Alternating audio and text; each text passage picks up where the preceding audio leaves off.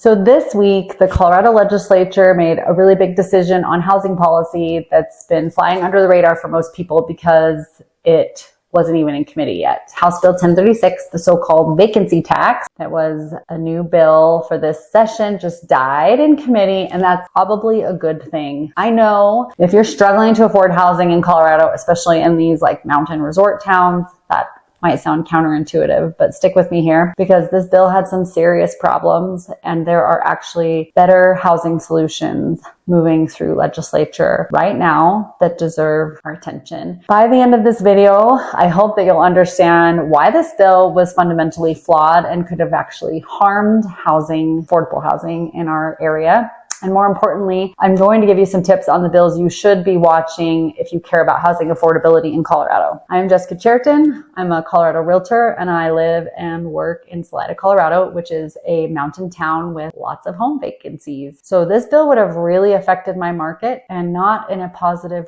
way for affordable housing, as many people thought it might.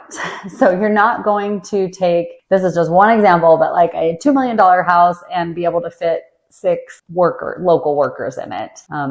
That was one of the things that we've discussed. It just wouldn't fly like that. And so let's talk about this a little bit and look at what was in the bill and what was proposed. So sponsored by Representatives Brianna Titone and Elizabeth Flesko, the bill would have given local governments, and this is one of the problems, total power to tax homes that sit vacant for long periods of the year. So second homes and vacation properties in places like Aspen and Vail and Steamboat and Breckenridge and right here in Chaffee County, that happens a lot. And the basic pitch was simple.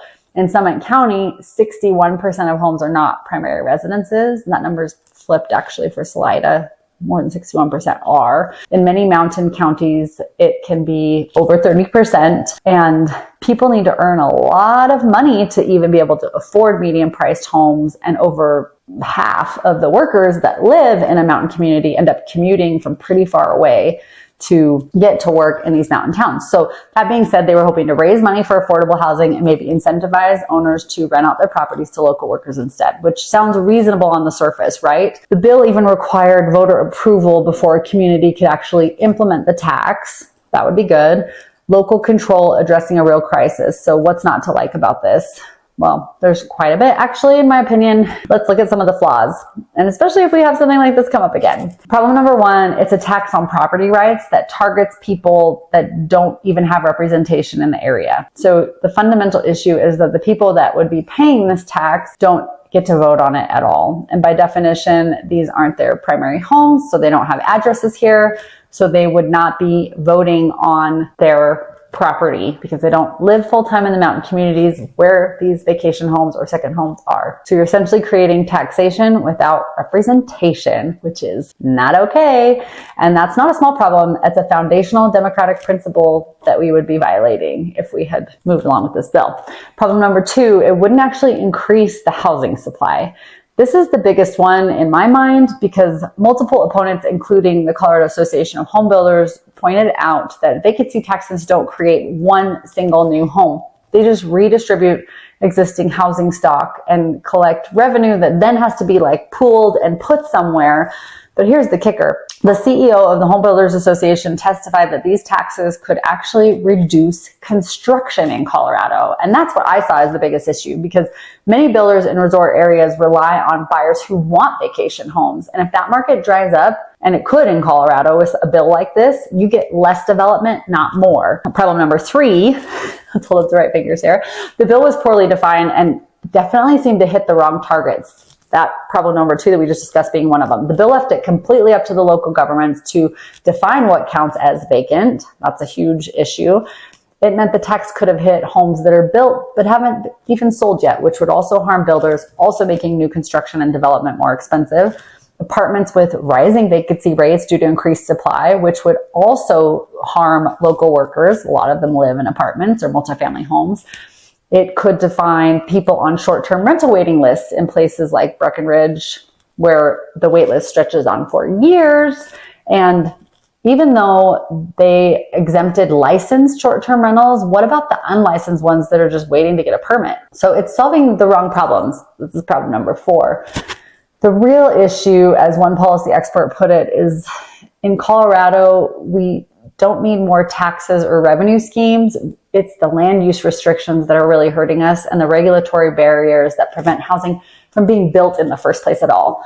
A vacancy tax is treating the symptom that we're seeing, not the disease, like a Band-Aid on a bullet wound type issue. And problem number 5 is that it wasn't fair. Even 3 Democrats in the House Finance Committee voted against this bill, and it was a Democrat proposed bill. Representative Sean Camacho from Denver raised a critical point and said, if I own a property in a community and I'm paying my property taxes, don't I have the right to choose what I do with that property? And that resonated with a lot of people, including his constituents who couldn't even really afford to own the second homes if this passed. And I know some people in this state are not able to buy a first home, and that's really hard. But harming construction harms everyone in Colorado. After a 4.5-hour hearing, the committee voted 7-4 to kill the bill, and I feel like they made the right call. Okay, so if we've covered all of that about why it's good that bill died, which bill should we be watching instead? There are much better housing bills moving through legislature right now that actually address the supply problems instead of just taxing people and then seeing if we can figure out something to do with that money to help housing. There's House Bill 1001, the Home Act, Housing Opportunities Made Easier. This just passed the House 35-24 and is now heading to the Senate. It allows nonprofit organizations with a track record of building affordable housing, public schools, colleges, housing authorities, and transit agencies to build housing on land that they already own. And they can bypass local zoning codes to do this. So properties up to 5 acres can have residential developments built up to 3 stories or 45 feet tall. And these plans would go through an administrative approval process, not the lengthy discretionary approval that often kills these projects in discussion. Now, local governments might hate this. The Colorado Municipal League says that this is going to erode local control. But here's the thing.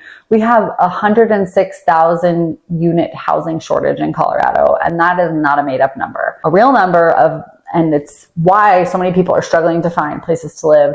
And local control has often meant not in my backyard. So this bill actually creates new housing, and that is what we need. Another bill to look at is House Bill 1065, the Transit-Oriented Development Incentive. This one creates a new tax incentive mechanism for building housing near transit routes, bus stops, rail stations, and so on. Smart and sustainable development that reduces car usage and car dependence while increasing our housing supply near where people actually need to live so they can get to and from jobs. Now, coming soon, there is another bill that's proposed, the land value tax proposal by Representative Stephen Woodrow, which has hinted when the end of the HB 1036 hearing came about.